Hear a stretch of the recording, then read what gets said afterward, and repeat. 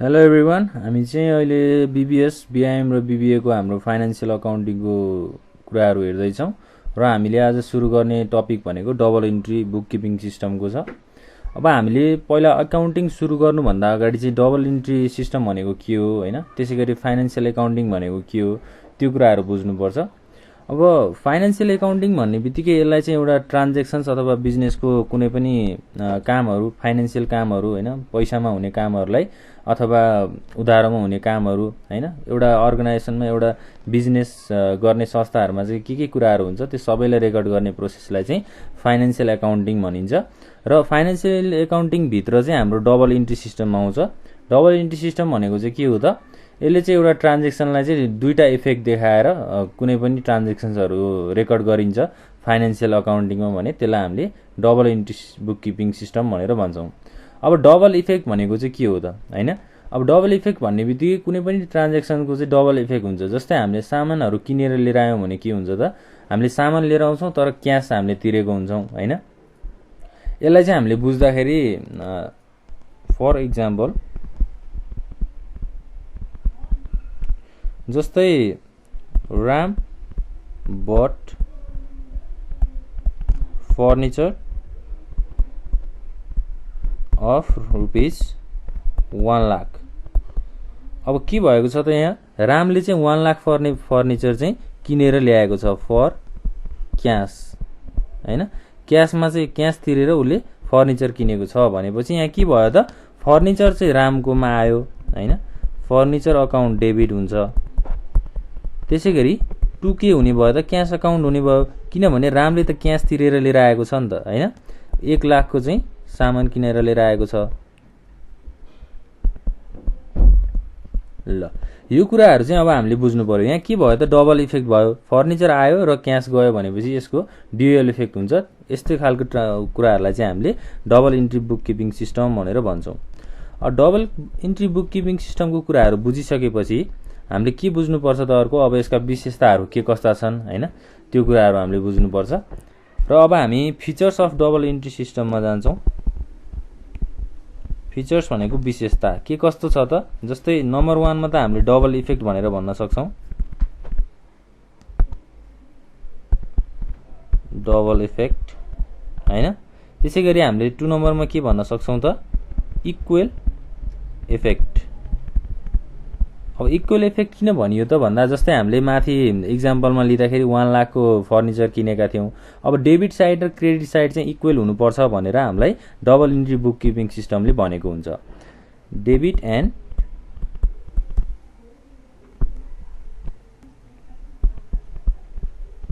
Credit side should be equal भनेको बराबरी हुनुपर्छ भनेर भन्छ हाम्रो इक्वल इफेक्टले। त्यसै गरी अब 3rd नम्बरमा हामीले यसलाई साइन्टिफिक सिस्टम पनि भन्न सक्छौँ, scientific system.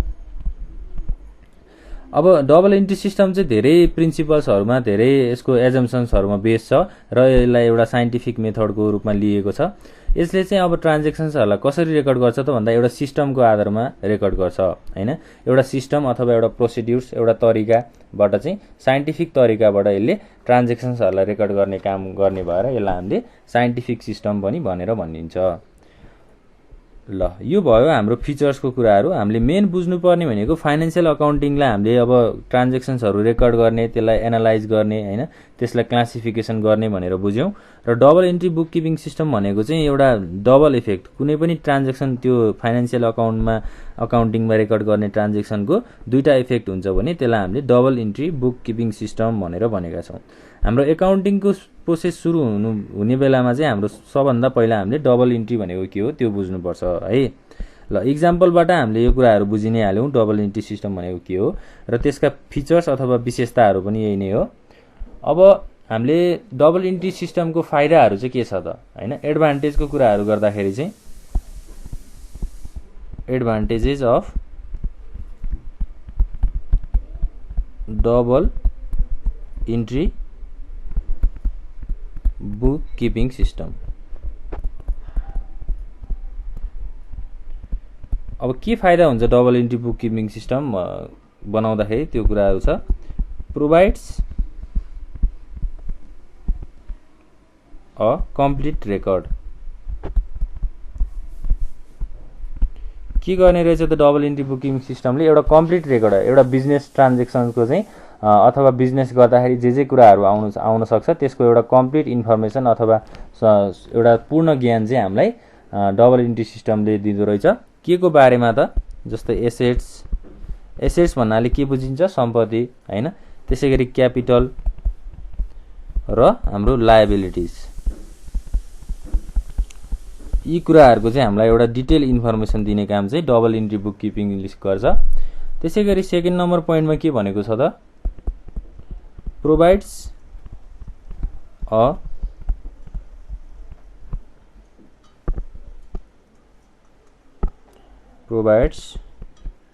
A check on arithmetical accuracy हैन। अब ट्रान्जेक्सन्सहरू रेकर्ड भइसकेपछि त्यो करेक्ट छ कि छैन त्यो कुराहरूलाई त्यसलाई करेक्सन गर्ने काम चाहिँ हाम्रो डबल इन्ट्री बुक किपिङ सिस्टमले गर्छ। जस्तै अब हामीले योभन्दा अगाडि के भनेका थियौँ त, डेबिट र क्रेडिट साइड चाहिँ इक्वल हुनुपर्छ भनेर भनेका थियौँ हैन। त्यो कुराहरूको एउटा एक्युरेसी चेक गर्ने प्रोसेसलाई हामीले double entry book keeping system भनेर भन्छौँ र त्यसले चाहिँ हाम्रो यो कुराहरूलाई करेक्सन गर्नको लागि हेल्प गर्छ। थर्ड नम्बरमा जाउँ, के भनेको छ, डिस्क्लोज दि फाइनेन्सियल पोजिसन। अब ट्रान्जेक्सन्सहरू रेडी भइसकेपछि त्यसलाई रेकर्ड गरिसकेपछि यसले के गर्छ त, एउटा एसेट्स र लायबिलिटिजको चाहिँ पोजिसन हैन, त्यसको एउटा स्तरलाई छुट्याउने काम चाहिँ डबल इन्ट्री सिस्टमले गर्छ हैन। जस्तै एसेट्स र लायबिलिटिजको स्टेटमेन्टहरू बनाएर हाम्रो ब्यालेन्स सिट भनिन्छ, ब्यालेन्स सिटबाट चाहिँ पोजिसनहरू थाहा हुन्छ हैन, फाइनेन्सियल पोजिसन कस्तो छ भन्ने कुराहरू हामीलाई डबल इन्ट्री बुक किपिङ सिस्टमले थाहा पाउनलाई हेल्प गर्छ। ल, यो कुराहरू हाम्रो advantage double entry book keeping सिस्टमको फाइदाको कुराहरू भयो।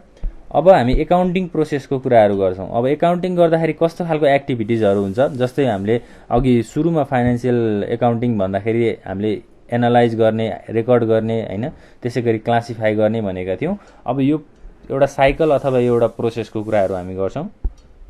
एकाउन्टिङ प्रोसेस, जस्तै फर्स्टमा के हुन्छ त, ट्रान्जेक्सन्सहरू हुन्छ हैन। ट्रान्जेक्सन्स भनेको के काम भएको छ भनेर जनाउने कुरालाई हामीले ट्रान्जेक्सन्स भन्छौँ। ट्रान्जेक्सन्स भइसकेपछि त्यो कुराहरू के हुन्छ त, रेकर्ड हुन्छ, रेकर्डिङ सेकेन्ड स्टेपमा हैन। त्यसैगरी थर्ड स्टेपमा क्लासिफिकेसन हुन्छ,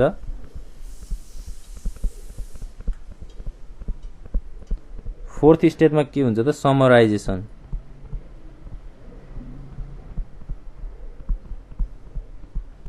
त्यसैगरी फिफ्थ स्टेजमा हुन्छ इन्टरप्रिटेसन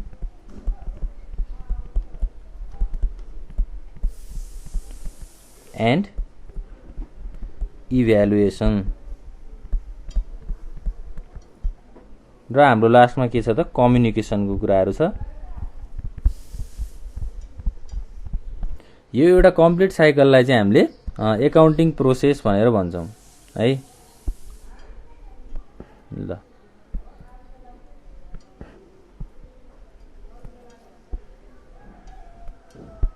यसरी हामीले बुझ्न सक्छौँ। फर्स्ट स्टेप ट्रान्जेक्सन भयो, त्यसैगरी रेकर्डिङ भयो, क्लासिफिकेसन, समराइजेसन र इन्टरप्रिटेसन र लास्टमा हाम्रो कम्युनिकेसन। यसरी चाहिँ एउटा एकाउन्टिङ प्रोसेसको कुराहरू हुन्छ। अब ट्रान्जेक्सन्स भन्ने बित्तिकै हाम्रो डकुमेन्टको कुराहरू हुन्छ हैन। डकुमेन्टलाई हामीले ट्रान्जेक्सन पनि भन्न सक्छौँ। त्यो ट्रान्जेक्सनलाई अब रेकर्डिङ गर्ने भनेको जस्तै जर्नलको कुराहरू आउँछ, जर्नलमा रेकर्ड गर्ने, त्यसैगरी सब्सिडायरी बुक्स हुन्छ। यस्तो खालको स्टेटमेन्ट अथवा एउटा बुकमा हामीले रेकर्ड गर्ने प्रोसेसलाई रेकर्डिङ भनिन्छ। त्यसैगरी क्लासिफिकेसन भनेको यसलाई लेजरमा पोस्ट गर्ने, लेजरको कुराहरू क्लासिफिकेसनमा आउँछ। समराइजेसन भनेको अब ट्रायल ब्यालेन्सको कुराहरू भयो, अब समरी गर्ने एउटा हैन। त्यसैगरी इन्टरप्रिटेसन भनेको फाइनेन्सियल स्टेटमेन्टको कुराहरू, फाइनेन्सियल स्टेटमेन्ट र कम्युनिकेसन भनेको अब इन्टरनल र एक्सटर्नल युजर्सहरूसँग चाहिँ के गर्ने त वार्तालाप गर्ने अथवा यो एकाउन्टिङ प्रोसेसको बारेमा अब कस्तो खालको ट्रान्जेक्सन्सहरू भयो र के प्रफिट भयो कि लस भयो कि त्यो कुराहरूको एउटा कम्युनिकेट गर्ने प्रोसेसलाई हामीले कम्युनिकेसन भन्छौँ। ट्रान्जेक्सन भनेको हामीले के भन्यौँ त डकुमेन्टेसन भनेर भन्यौँ। ल यसरी चाहिँ हामीले एउटा एकाउन्टिङ प्रोसेसलाई एउटा एकाउन्टिङ साइकललाई बुझ्न सक्छौँ। यति हाम्रो 6वटा स्टेप्स बुझ्यौँ भने हामीले फाइनेन्सियल एकाउन्टिङ भनेको के हो त्यो कुराहरू पनि बुझि नै हाल्छौँ हैन, सजिलो हुन्छ हामीलाई बुझ्नको लागि।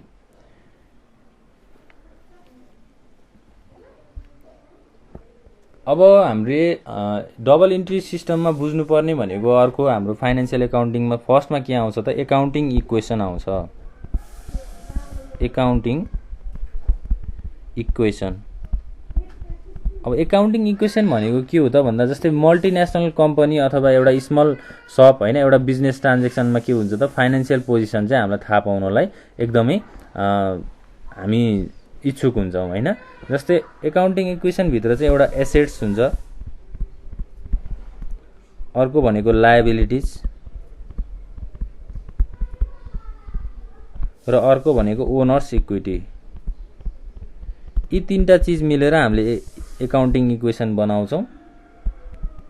इक्विटी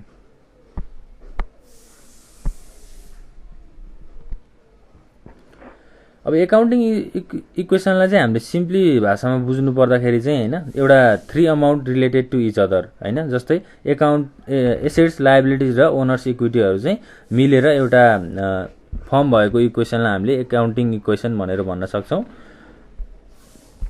जस्तै अब इक्जाम्पलमा हामीले एसेट्समा लिन सक्छौँ क्याशको कुराहरू हैन।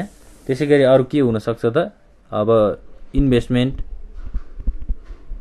यी सबै भनेको एसेट्स भयो हैन। त्यसैगरी अरु के हुन सक्छ जस्तै ल्यान्ड, बिल्डिङ,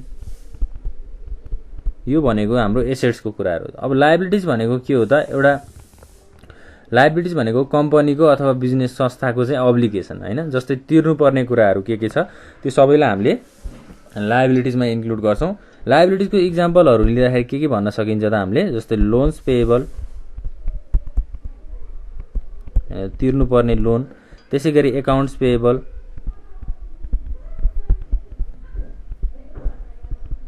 अर्को के हुन्छ त जस्तै स्यालरीज, यी सबै कुराहरूलाई हामीले लायबिलिटिजमा इन्क्लुड गर्छौं। र लास्टमा के छ त ओनर्स इक्विटी। ओनर्स इक्विटी अथवा शेयर होल्डर्स इक्विटी हामीले भनेर भन्न सक्छौं यसलाई।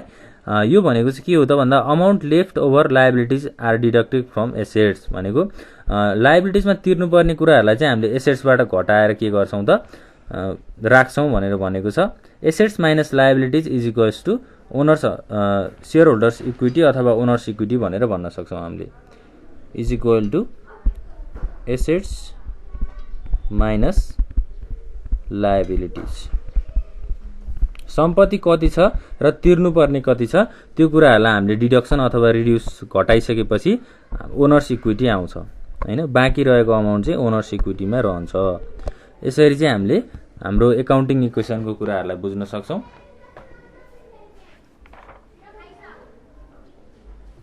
अब एकाउन्टिङ इक्वेसनमा हामीले एसेट्स लायबिलिटिज र स्टक होल्डर्स इक्विटी अथवा शेयर होल्डर्स इक्विटी भनेर भन्यौं हैन।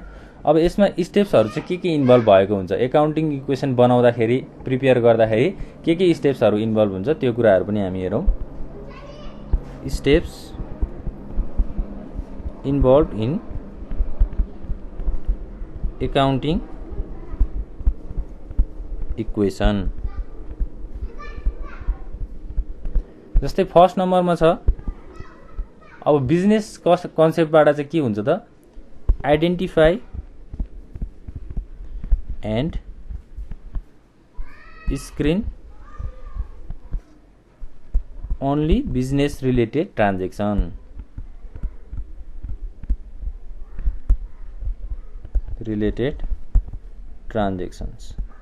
बिजनेससँग रिलेट गरेको अथवा बिजनेससँग मिलजुल भएको ट्रान्जेक्सन्सहरुलाई मात्रै हामीले एकाउन्टिङ इक्वेसनमा रेकर्ड गर्छौं अथवा आइडेन्टिफाई गर्छौं भनेर भनेको छ।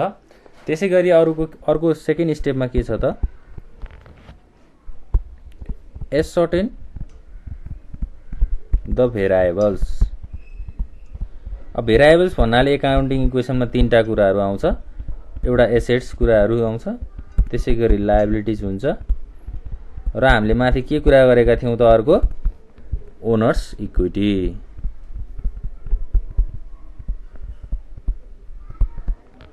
हैन, यी तीनटा कुराहरूलाई चाहिँ अब एसर्टेन गर्ने काम अथवा ट्रान्जेक्सनमा एकाउन्टिङ इक्वेसनमा फिल गर्ने काम गर्छौँ। त्यसै गरी थर्ड नम्बरमा फाइन्ड आउट दी इफेक्ट। अब इफेक्ट भनेको के हुन्छ, जस्तै इन्क्रिज अर डिक्रिज हैन, बढ्ने वा घट्ने क्रम। जस्तै एसेट्स इन्क्रिज भयो अथवा एसेट्स डिक्रिज भयो हैन, लायबिलिटी इन्क्रिज भयो वा डिक्रिज भयो, बढ्ने र घट्ने क्रमको चाहिँ हामीले एउटा इफेक्ट चाहिँ थाहा पाउन सक्छौँ, थाहा पाउनु पर्ने हुन्छ स्टेप्समा। त्यसै गरी फोर्थ नम्बरमा के छ त, so the effect on the appropriate side of an equation.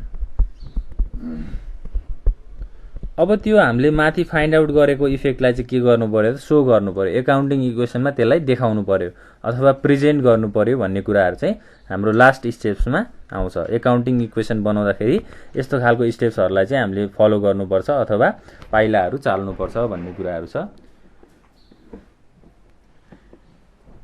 अब हामीले एकाउन्टिङ इक्वेसनको बारेमा थोरै थ्योरीहरू हेरेका छौँ हैन। अब हामीले न्युमेरिकलको पार्टहरू पनि हेर्नुपर्ने हुन्छ। जस्तै अब इफेक्ट्स भनेको कस्तो खालको हुनसक्छ त, जस्तै अब स्टार्टेड बिजनेस भनेको business start गर्दाखेरिको effect. Business start गर्दाखेरि के हुन्छ त, अब क्यासहरू लगानी गरिन्छ हैन, अथवा एसेट्सहरू लगानी गरिन्छ।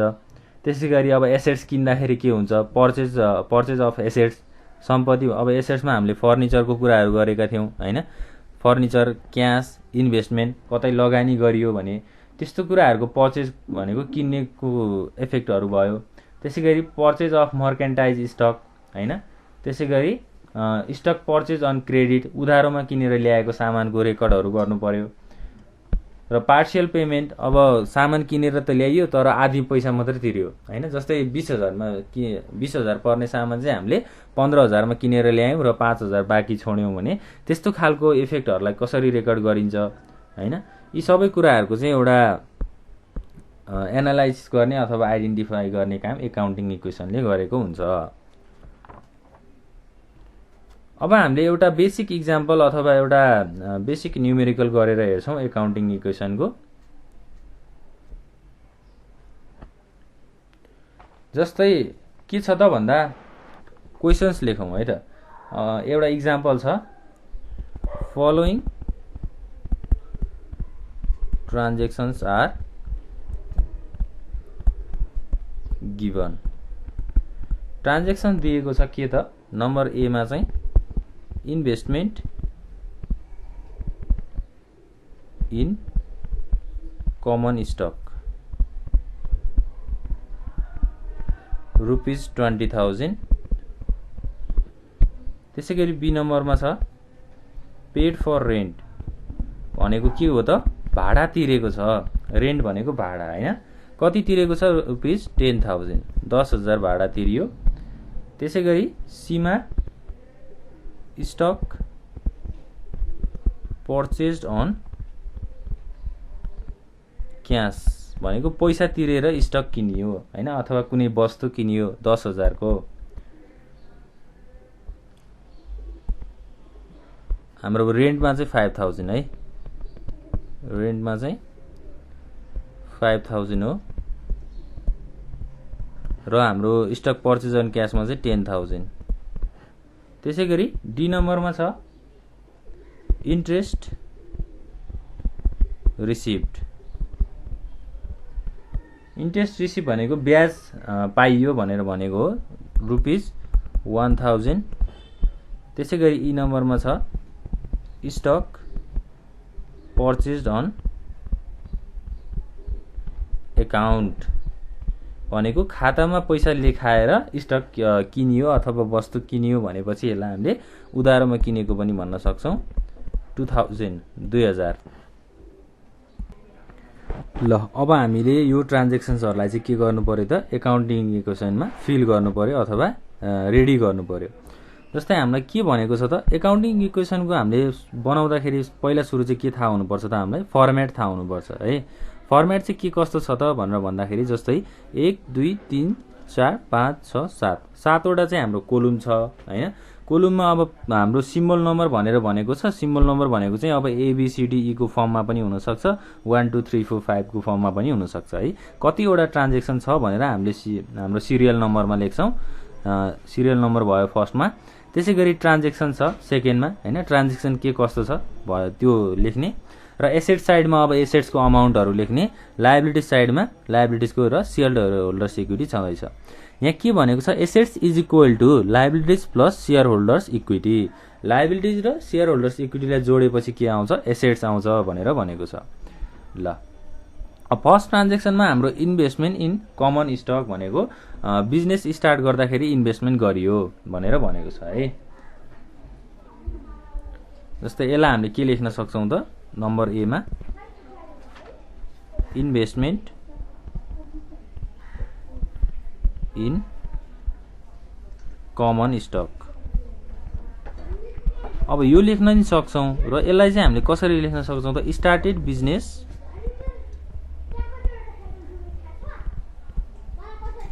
विथ क्यास भनेर पनि भन्न सक्छौँ। किनभने इन्भेस्टमेन्ट कति भएको छ त हाम्रो 20,000 रुपियाँ भएको छ हैन। हामीलाई 20,000 रुपियाँ दिएको छ नि त हो। त्यही भएर अब मैले बिजनेस स्टार्ट गर्दाखेरि 20,000 रुपियाँ लगानी गरेर स्टार्ट गरेँ भनेर भन्न पनि सकिन्छ।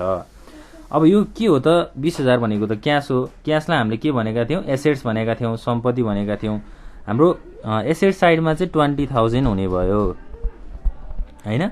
20,000 लाई हामीले अगाडि प्लस सिम्बल लेखेर पनि दिन हामीले इन्डिकेट गर्न सक्छौँ र प्लस केही पनि लेखिएको छैन भनेर भन्यो भने के बुझ्नु पर्यो त यहाँ चाहिँ प्लस साइन छ अथवा एडिसन छ भनेर बुझ्नु पर्यो है। ल 20,000 भयो हाम्रो यो यतिलाई हटाएर र अब 20,000 एसेट्स भयो र अब सेयर होल्डर्स इक्विटी पनि बढ्छ 20,000 किनभने बिजनेसमा लगानी गरेको हो नि त। त्यो क्यापिटललाई चाहिँ हामीले के भन्छौँ सेयर होल्डर्स इक्विटी भन्छौँ। एसेट्स पनि इन्क्रिज भयो र हाम्रो क्यापिटल पनि लगानी पनि के भयो त इन्क्रिज भयो बढ्यो भनेर भन्न सक्छौँ। र अब यसलाई हामीले क्लोज गर्नुपर्ने हुन्छ। हामीले यहाँबाट चाहिँ यसरी फर्स्ट ट्रान्जेक्सन इन्ट्री भइसकेपछि यसरी क्लोज गरेर अब बिगिनिङ इक्वेसन सुरु भयो। अब इक्वेसन सुरु भइसकेपछि हामीले फर्स्टमा बिगिनिङ इक्वेसन टोटल कति भयो त यहाँ 20,000 भयो। हाम्रो लायबिलिटी साइजमा 0 नै छ त्यसले हामीले यसलाई ड्यास गर्छौँ र सेयर होल्डर्स इक्विटीमा पनि 20,000 छ। ल अब assets is equal to liabilities plus capital share holders equity भनेका थियौँ। 20,000 प्लस 0 भनेको 20,000 भयो। एसेट्स र हाम्रो दुईटा साइडको चाहिँ इक्वल भयो।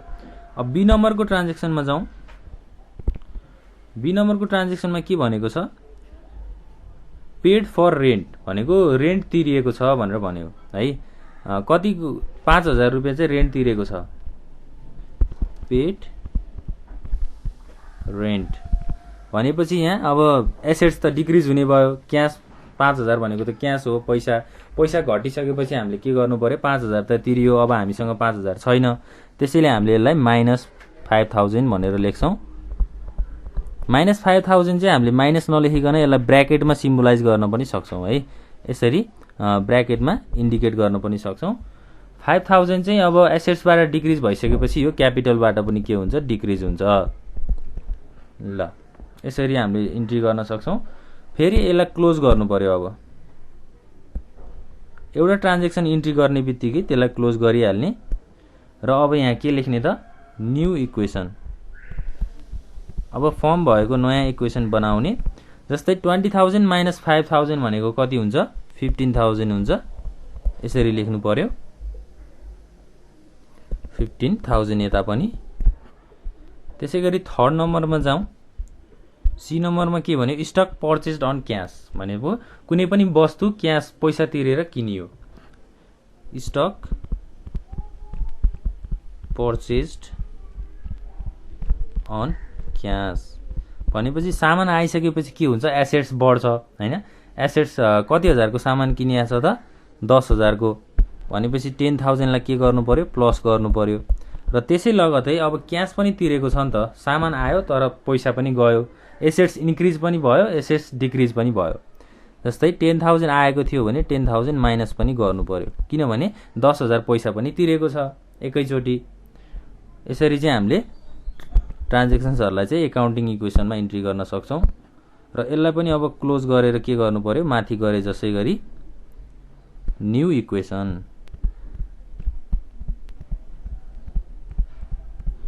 न्यू इक्वेसन कति भयो, 15,000 भयो। यहाँ किन भयो त 15,000, जस्तै 10,000 प्लस 10,000 माइनस 10,000 भनेको त यो 0 भयो नि त हैन। र माथि हाम्रो 15,000 टोटल थियो, त्यही भएर हामीले 15,000 लेखेका छौं। अब यसलाई पनि क्लोज गरौँ हैन, यसलाई चाहिँ क्लोज नगरौँ हैन। हाम्रो फोर्थ इक्वेसन लेखौँ डी नम्बरमा, इन्ट्रेस्ट रिसिप्ट।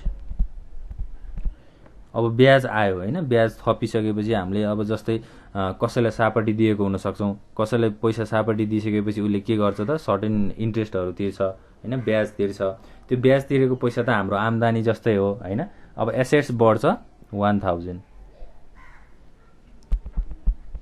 1000 चाहिँ ब्याज आयो र यसलाई हामीले क्यापिटलमा पनि इन्क्रिज भनेर प्लस गर्छौं है।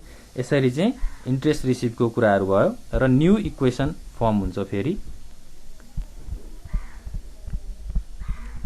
अब न्यू इक्वेसन 15,000 प्लस 1000 भनेको 16,000 भयो। त्यसैगरी लायबिलिटी 0 नै छ र यहाँ पनि 16,000 भयो। ल यसरी चाहिँ हामीले ट्रान्ज्याक्सन्सहरुलाई इन्ट्री गर्न सक्छौं। त्यसैगरी हाम्रो फाइनल ट्रान्ज्याक्सन ई नम्बरमा के छ त, स्टक पर्चेज्ड अन एकाउन्ट भनेको उधारोमा सामान किनेको छ भनेपछि के गर्नु पर्यो त, अब सामान त आयो तर उधारोमा पैसा तिरेको छैन नि हैन। पैसा नतिरिसकेपछि त्यसलाई हामीले लायबिलिटिजमा इन्क्लुड गर्नुपर्छ। जस्तै हामीले एकाउन्टिङ इक्वेसनमा माथि पढ्दाखेरि के भनेका थियौं त, यहाँ हामीले लायबिलिटिजको कुराहरु गर्दाखेरि जस्तै एकाउन्ट्स पेएबललाई हामीले लायबिलिटिजमा राखेको थियौं, तिर्नु पर्ने पैसा हैन। त्यही भएर लायबिलिटिजमा हामीले यसलाई इन्क्लुड गर्छौं। र अब स्टक कतिको पर्चेज भएको छ त उधारोमा 2000 हैन। 2000 लाई अब एसेट्स त बढ्यो नि, एसेट्स त इन्क्रिज भयो प्लस 2000 र अब तिर्नु पर्ने पैसा चाहिँ हाम्रो लायबिलिटिजमा प्लस 2000 हुन्छ। यसरी हामीले हाम्रो उधारोमा किनेको सामानहरुलाई इन्ट्री गर्छौं र हाम्रो लास्टमा अब फाइनल इक्वेसन हुन्छ। किनभने हामीलाई दिएको ट्रान्ज्याक्सन्सहरु सबै इन्ट्री भइसकेपछि हामीले फाइनल्ली के गर्नुपर्छ, फाइनल इक्वेसन भनेर 18,000 टोटल गर्नु पर्यो।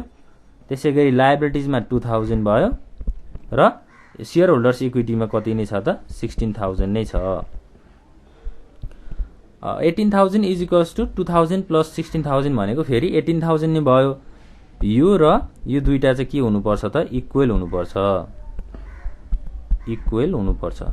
ल इक्वल इफेक्ट देखियो हैन। हाम्रो डबल इन्ट्री सिस्टमले के भनेको थियो त, इक्वल इफेक्ट देखाउनु पर्छ भनेको थियो। यसरी हामीले यो कुराहरुलाई देखाउन सक्छौं।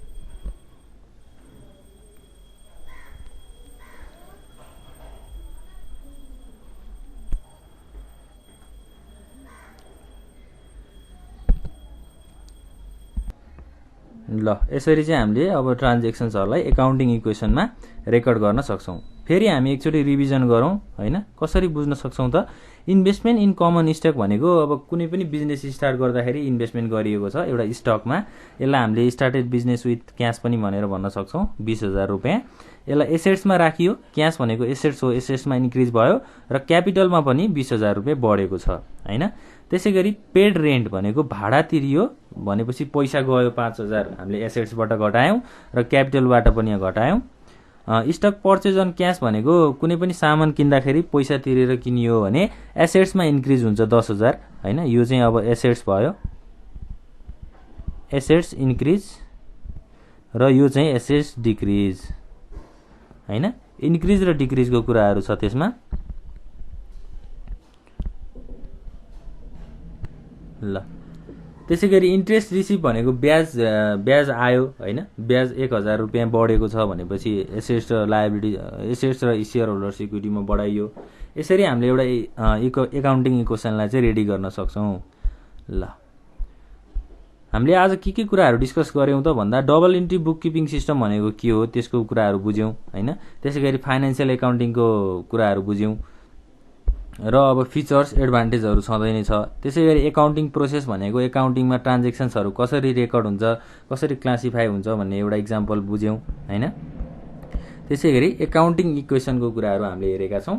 अब नेक्स्ट क्लासमा चाहिँ हामीले एकाउन्टिङ इक्वेसनको अरू यस्तै खालका प्रब्लम्सहरू अथवा न्युमेरिकल्सहरू लिएर आउनेछौँ। Thank you.